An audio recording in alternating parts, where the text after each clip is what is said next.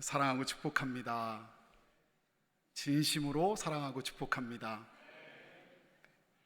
오늘은 사진 하나를 보여드리면서 설교를 시작하려고 합니다.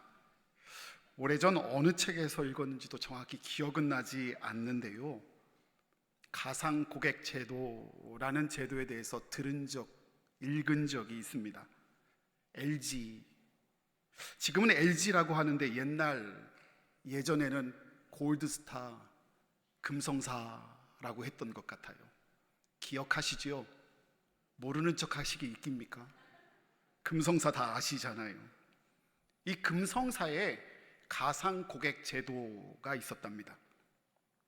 이 제도는 거창한 것이 아니라 고객 입장에서 좀 생각하고 고객 중심으로 생각해보자는 그런 경영 철학이었습니다. 다른 것 하지 아니하고요, 회사의 모든 회의실에 회의마다 빈 의자를 두는 거예요. 그래서 고객이 그 의자에 앉아 있다라면 그 회의에서 어떻게 얘기할까를 늘 생각하고 결정하자는 것이죠. 또 왼쪽 그림처럼요, 결제란 맨 끝에 사장 뒤에 보이세요? 고객의 빈칸이 있어요. 그래서 만약에 고객이 결제한다면 이 기획안이, 이 보고서가 어떨까 생각해 보자는 것이죠. 실제로 고객이 회의에 참석하거나 결제를 했던 것은 아니지만 이 빈 의자와 빈 결제란을 바라보며 항상 고객을 의식하며 고객을 위하여 일하자는 취지인 것이지요.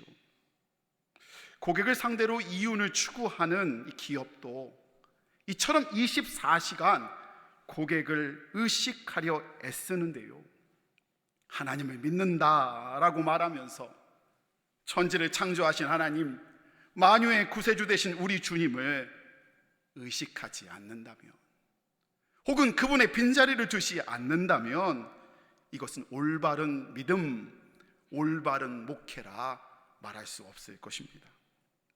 사진 하나를 더 준비했는데요, 어쩌면 어떤 분은 이미 제 방에 오셔서 보셨을지도 몰라요. 저 의자는 제 목양실에 둔 빈 의자입니다. 제가 앉으려고 갖다 놓은 의자가 아니라 저 의자는 늘상 비어 있어요. 그래서 왼쪽처럼 제가 책상에 앉아서 설교를 준비할 때면, 혹은 오른쪽에 기도 의자 회의실에 있거든요. 그래서 저 기도 의자에서 새벽마다 성도님들의 이름, 자녀들과 아이들의 이름, 그리고 기업을 놓고서 기도할 때마다 주님이 저 자리에 늘 계신 것을 믿고 의식하기에 주님이 계실 거란 믿음으로 마련해 놓은 주님의 자리입니다. 사랑하는 성도 여러분, 저 빈자리로 놔두지 아니하시고 채우시는 하나님께서 우리 교회를, 그리고 부족한 종의 목회를 주께서 복되게 이끌어 주실 줄 믿습니다. 2000년 전 아기 예수님이 우리 가운데 빛으로 오셨어요. 하나님의 본체이시고 살아 역사하시는 하나님의 아들, 그분이 우리를 구원하시기 위하여 이 땅에 친히 오셨으니 사실 이보다 우리에게 더 크고 기쁘고 놀라운 일이 어디 있겠습니까? 그러니 2000년 전 사람들은요, 주님의 오심을 대서특필하고 대대적으로 잔치를 벌였어야만 마땅합니다. 그런데 어땠나요? 우리가 잘 알다시피 불행하게도 요셉과 마리아, 저 동방의 박사들, 그리고 목자, 그리고 성전의 시몬, 안나, 이렇게 몇몇을 제외하고는 예수님이 누구인지도 알지 못했습니다. 잔치는 고사하고요, 어쩜 알고도 모르는 척 주님을 올바르게 고백도 하지 못했던 것이 사실이에요. 근데 그렇게 며칠을 보낸 것이 아니라 자그마치 30년 동안 그렇게 모르게, 그렇게 알지도 모르고 고백도 못한 채 세월을 흘려 보냈습니다. 예수님이 메시아로 공생애를 시작하는 첫날, 예수님은 세례를 받으시기 위하여 요단강으로 나아가셨어요.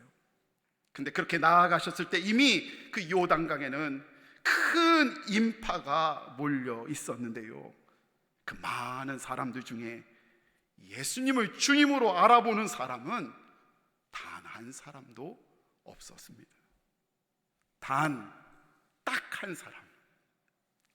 한 사람, 오늘 우리가 함께 살펴볼 세례 요한만 예수님을 온전한 구세주로 바르게 알고 고백했어요. 주님을 보고 세례 요한은 다음과 같이 외쳤습니다.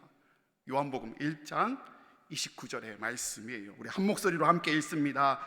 보라, 세상 죄를 지고 가는 하나님의 어린 양이로다. 아멘. 보라, 세상 죄를 짊어지고 가는, 즉 나의 죄를 짊어지고 구원하실 희생양, 그래서 구원하실 어린 양이시로다. 너무나 맞는 고백 아니에요? 그런데 이상하지 않아요? 그 많은 사람들이 어떻게 하나같이 예수님을 못 알아보고요, 또 거꾸로요, 그 많은 사람들 중에 어떻게 세례 요한만 주님을 올바로 알고 고백할 수 있었을까라는 질문이 들어요.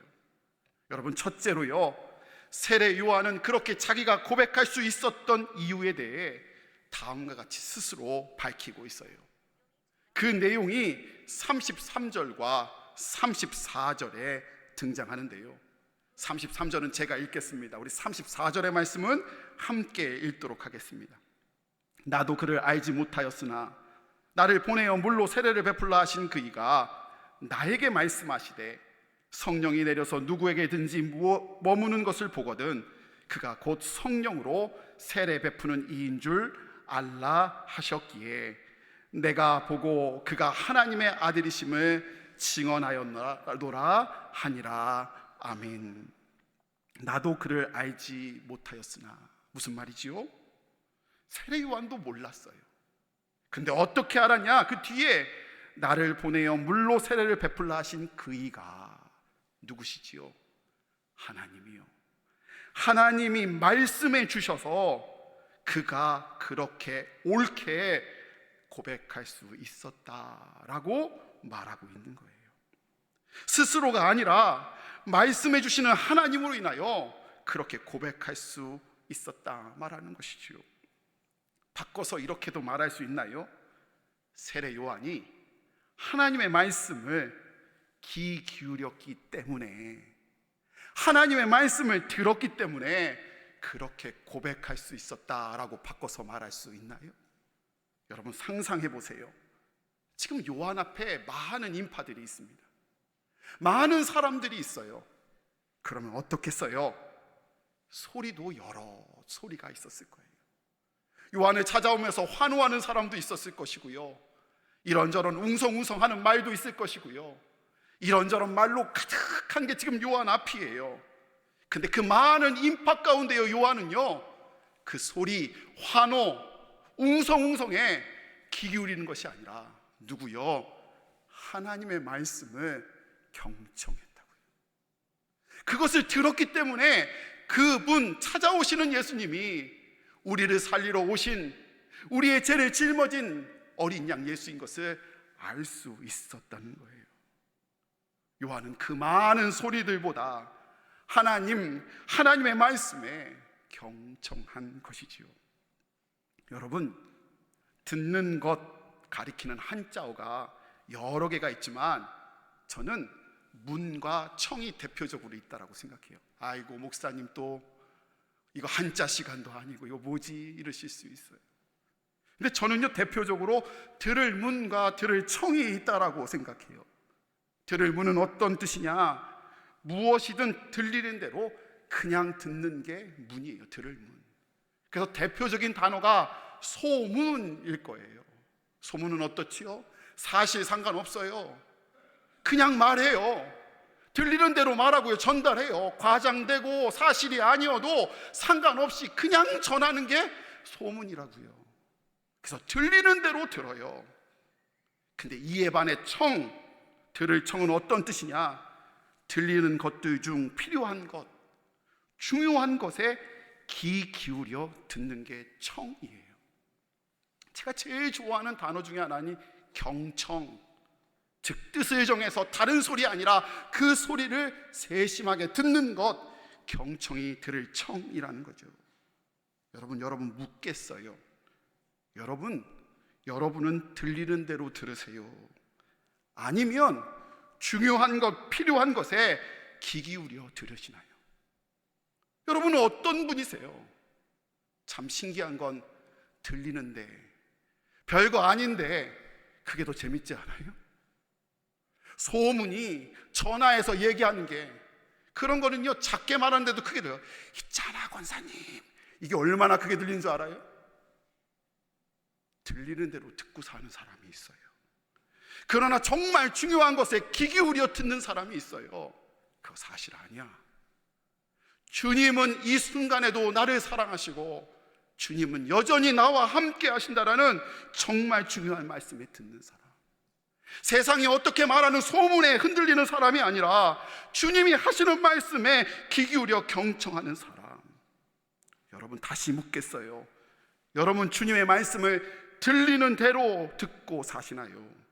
아니면 세상 어떤 소리보다 더 귀히, 더 중히 여기며 경청하고 계시나요? 하나님을 향한 세례 요한의 복된 귀, 그의 경청은 그로 예수님이 누구인지 올바르게 고백할 수 있게 해 주었어요. 사랑하는 성도 여러분, 여러분에게 경청함이, 그 복된 귀가 저와 여러분 가운데 있어지시기를 소원합니다. 그래서 성경의 말씀처럼 그 말씀을 들을 때마다 그 들음으로 여러분에게 믿음이 더하여지고, 그 들음으로 이 혼탁한 세상 가운데 분별의 지혜가 여러분 가운데 있어지시기를 소원합니다. 둘째로요, 요한은 자신을 향한 하나님의 부르심, 그 부르심을 분명히 알고 있었어요. 23절의 말씀을 보면 세례 요한은 자기 스스로를 가르쳐 뭐라고 얘기하냐면 소리, 광야에서 외치는 소리라라고 이야기합니다. 제가 사진 하나를 더 준비했어요. 이 사진 보여주시겠어요? 누가 찍은 건지 아십니까? 제가 이렇게 말할 때는 이유가 있죠. 제가 이스라엘에 가서 직접 찍은 거예요. 괜찮죠? 멋지세요? 저기가 바로 유대 광야예요. 세례 요한이 머물고 있었던 유대 광야. 근데 되게 멋진데요, 살라면 못 살겠어요. 왜냐? 보다시피 유대 광야는 아무것도 없는 곳이고요, 아무도 없는 곳이 유대 광야예요. 아무것도 없는 곳, 바꿔 말하면 누구도 우리의 소리를 들어줄 사람이 있어요, 없어요? 없는 곳. 그곳에서 오실 이를 위하여 외치는 삶, 그렇게 사는 것이 쉬울까요? 누가 좀 들어주고, 누가 좀 인정해주고, 누가 좀 알아주면 거기서는 할 수 있지만, 아무도 없는 저곳에서 외치는 자의 소리로 살아간다는 것, 그거 쉽지 않은 일이에요. 단 누구만 할 수 있냐? 시간과 공간을 뛰어넘어 오늘도 계신 주님을, 그 주님이 광야에도 계심을 믿는 사람만이, 그리고 그 주님이 알고 상 주시는 이심을 믿는 자만 광야에서 외치는 소리로 살 수 있는 거예요. 그렇지 않아요? 누가 안 알아주면 마음이 쉽지 않아요. 누가 안 알아주면 내 마음이 서운해요. 여러분, 세례 요한은 정말 사실 대단한 사람이었어요. 마태, 마가, 누가, 요한 네 복음서에 세례 요한에 대한 아주 구체적인 기록이 있는 것을 보면 그 당시 세례 요한은 최고의 영성가였음에 분명합니다. 사실 세례 요한은요, 좋은 가정에서, 믿음의 가정에서 태어났어요. 아버지는 사가랴 제사장 레위 지파였고요, 어머니 엘리사벳은 아론 가문의 사람이었습니다. 즉 둘 다 대단한 믿음의 가문이었다는 거예요. 게다가 누가복음 1장 6절 말씀에 보면 두 분에 대해서 이렇게 쓰여져 있어요. 두 사람이, 즉 세례 요한의 부모인 사가랴와 엘리사벳이 모여 하나님 앞에서 모여 의인이었다라고 성경은 말하고 있고요, 주의 모든 계명과 규례대로 흠없이 행했다라고 성경은 말해주고 있어요. 정말 훌륭한 부모님 아니에요? 제가 요즘 애들 말로 바꿔서 말하면요, 세례요한은 한마디로 바꿔 말하면요, 영적인 금수저를 들고 태어난 사람 같아요. 기도하는 부모님, 영적으로 영향력 주실 수 있는 장로님 가정, 목회자 가정에서 잘 신앙으로 태어난 사람이 바로 세례요한이었다고요. 뿐만 아니라 세례요한은 광야에 나가 가죽옷을 입고 메뚜기와 석청을 먹었다고 성경은 말해주는데요, 이에 대해서 성경의 학자들은 그가 하나님의 뜻을 위해 뜻을 정해 나시린으로 살았다라고 말해주고 있다는 사실이라고 말해줘요. 여러분, 삼손도 나시린이잖아요. 근데 그 삼손은요, 부모님이 나시린 시킨 사람이고요, 세례요한은 직접 주님의 뜻을 위하여 구분하여 나시린으로 서원한 사람인 거예요. 그러니 부모님에 이어 본인까지 신앙의 대를 이어가는 정말 귀한 사람임에 분명합니다. 그게 세례요한이었어요. 제가 세례요한한테 진짜 부러운 것이 한 가지 더 있어요. 다른 것보다 저는 이게 특별히 부러워요. 세례요한은요, 강력한 메시지를 가졌던 사람이에요. 그러니까 설교를 정말 잘했던 사람 같아요. 성경이 뭐라고 말하냐, 그의 메시지가, 그의 설교가 얼마나 강력했던지 많은 사람들이 그를 보러, 그 메시지를 들으러 어디로요? 아무것도 없는 광야로 찾아왔다고요. 말씀 맛집이었던 것 같아요. 복음 맛집이었던 것 같아요. 그러니 광야에서 예루살렘으로 찾아가는 것도 쉽지 않은데 그 말씀 하나 듣겠다고 거꾸로 예루살렘에서 광야로 찾아오고 있으니 제가 얼마나 부럽겠어요. 그렇지 않아요? 근데 문제가 있었어요. 많은 사람들이 바로 이 세례 요한의 이 탁월함을 보며 그가 그들이 기다리던 메시아라 생각한 거예요. 메시아 아닙니까? 그래서 그를 보내, 사람들을 보내 당신이 누구입니까? 물어보는 장면이 바로 오늘 본문의 말씀이에요. 세례 요한이 적극적으로 부정만 안 해도요, 가만히만 있어도요, 그 많은 사람들이 몰려왔으니 많은 힘과 명예와 인기가 세례 요한한테 따라올 수 있는 지금 저료의 찬스를 맞고 있는 거예요. 만약에 제가 세례 요한이었으면 모르는 척 가만히 있었을 거예요. 그럼 얼마나 높여줬겠어요. 그런데 세례 요한은 저처럼 그렇게 하지 아니하고 오늘 본문의 말씀처럼 분명히 드러내요, 숨기지 아니하고 또 드러내요, 다음과 같이 바르게 이야기합니다. 그 내용이 20절과 21절에 나옵니다. 제가 20절을 읽겠습니다. 21절은 우리 함께 읽겠습니다. 요한이 드러내어 말하고 숨기지 아니하니 드러내어 하는 말이 나는 그리스도가 아니라 한데, 또 묻되 그러면 누구냐? 내가 엘리야냐? 이르되 나는 아니라. 또 묻되 내가 선지자냐? 대답하되 아니라.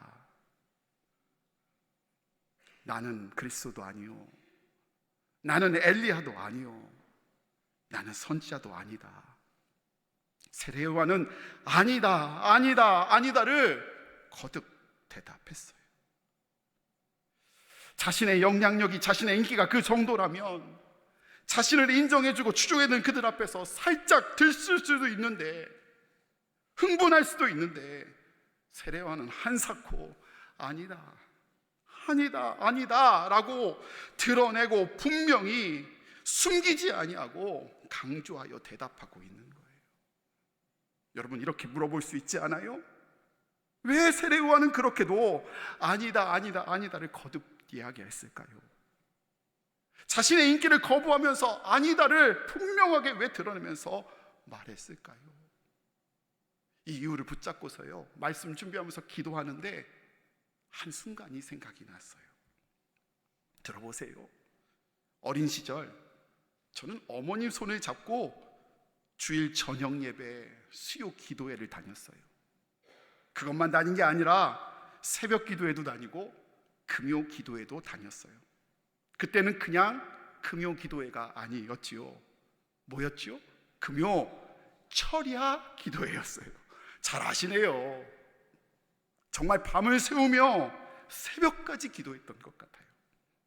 어린 제가 하루는 어머니 쫓아 금요 철야 기도회를 갔다가 깜깜한 예배당 구석에서 눈물로 부르짖고 계시는 어머니 기도를 듣게 됐어요. 어머니가 이렇게 눈물로 부르짖으면서 기도하시더라고요. 이렇게 기도하셨어요. 하나님, 이 아들이 제 아들이 아닙니다. 하나님, 이 아들이 제 아들이 아닙니다. 제가 그거 듣고 속으로 이렇게 얘기했어요. 내가 그럴 줄 알았어. 남들은 저보고 딸 셋의 막내 아들이라며 그냥 볼 때마다 귀한 아들, 귀한 아들, 귀한 아들 하는데, 제가 제 입으로 하는 게 아니라 사람들이 그랬다고요. 공부도 잘하고 예배도 잘 드리고 지원이는 예쁘게 생겼는데, 이렇게 칭찬만 하는데, 제가 한 얘기가 아니라 다른 사람이 했다고요. 여러분, 정작 우리 어머니는요, 칭찬 한 번 안 하시고요, 맨날 아들한테 엄하기만 하고 잘못한 것을 굳이 찾아 야단만 치시니, 어머니의 기도를 들으며 제가 내 그럴 줄 알았어 하는 마음이 정말 와닿더라고요. 그런데 요즘 얼마 전에 아무도 없는 새벽기도 예배당에서 제가 혼자 막 기도하다가 제가 제 기도에 놀랐어요. 제가 어머니처럼 하나님 앞에 이렇게 기도하고 있었기 때문이었어요. 제가 뭐라고 기도했는 줄 아세요? 이렇게 기도했어요. 하나님, 제가 이 교회 담임 목사님이 아닙니다. 하나님, 제가 이 교회 담임 목사가 아닙니다. 여러분 어떠세요? 여러분도 그럴 줄 아셨습니까? 세례 요한이 왜 아닙니다, 아닙니다, 아닙니다를 이야기했습니까? 왜 저희 어머니가 이 아들이 제 아들이 아니라고 말씀하셨나요? 제가 왜 매일 아침 주님 앞에 내가 이 교회 담임 목사가 아닙니다라고 선포하듯 그렇게 기도할까요? 저는 분명히 알기 때문입니다. 이 교회가 너무너무 소중하고 사랑하는 성도님들이 너무너무 소중하기에 부족한 제가 이끌기에, 부족한 제가 이끌면 망할 것을 알기 때문입니다. 유일히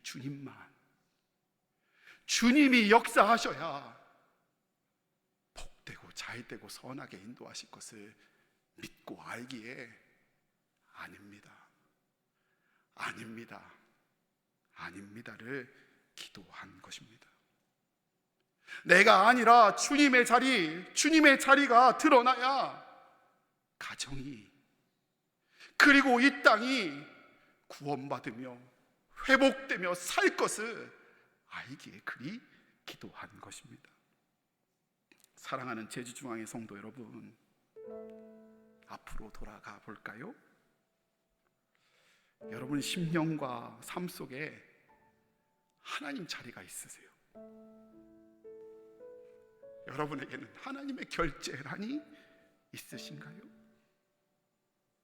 소중한 가정이라고, 소중한 자녀라고, 소중한 사업체라고 고백하면서도 오늘도 부족한 우리들이 왕의 자리를 든든히 차지하며 힘주고 바득바득 살아가고 있는 게 저와 우리들의 모습 아닌가요? 여러분, 아닙니다 라는 게 부끄러우세요? 아니라고 하는 게 연약해 보입니까? 세상의 입장에서는 그럴 수 있습니다.